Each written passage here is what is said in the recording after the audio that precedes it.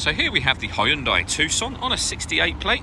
I'm going to start off by showing you around the outside of the car, and then we'll hop in and run through some controls on the inside. But from the outside you can see it's a 5-door car with alloy wheels. Let's start off inside the boot and then work our way around the rest of the car from there. So as we approach the boot, you'll see we have reversing sensors, plenty of boot space as well, along with that 60/40 split folding rear seat. And then underneath this tray section we have a space saver spare wheel.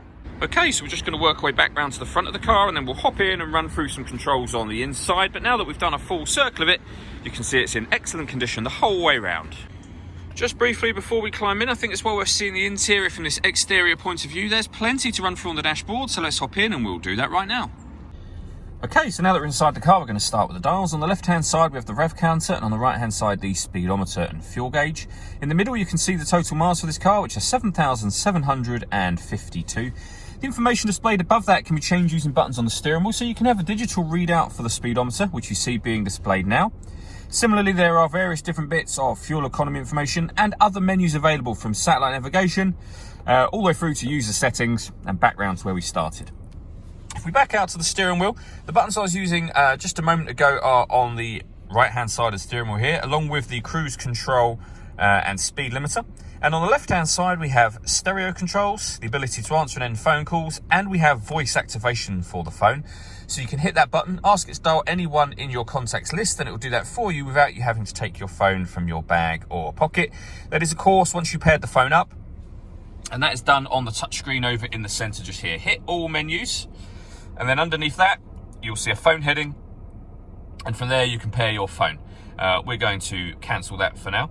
When it comes to music, we have the radio, obviously, first of all. DAB, FM and AM all available to us. If you want to listen to your own music, you can do.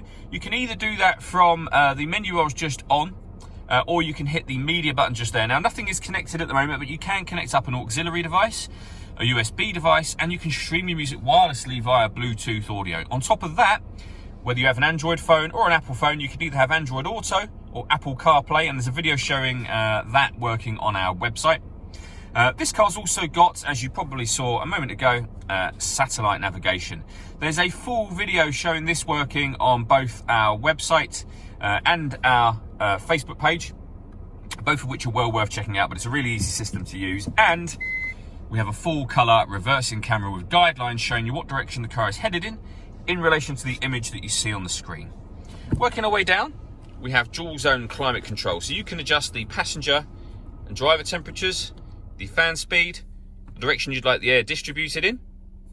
Once you're happy with those settings, that button turns the air conditioning on, or you can hit auto and the car will now maintain those temperatures by taking control of the fan speed and the direction of the air for you.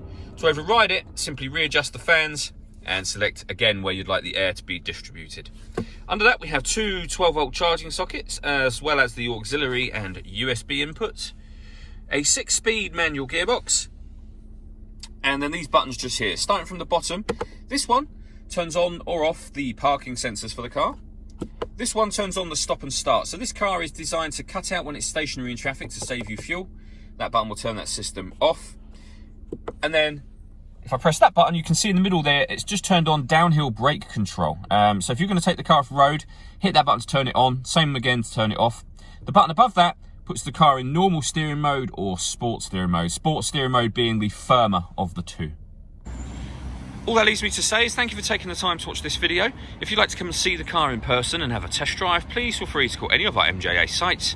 We'd love to hear from you soon.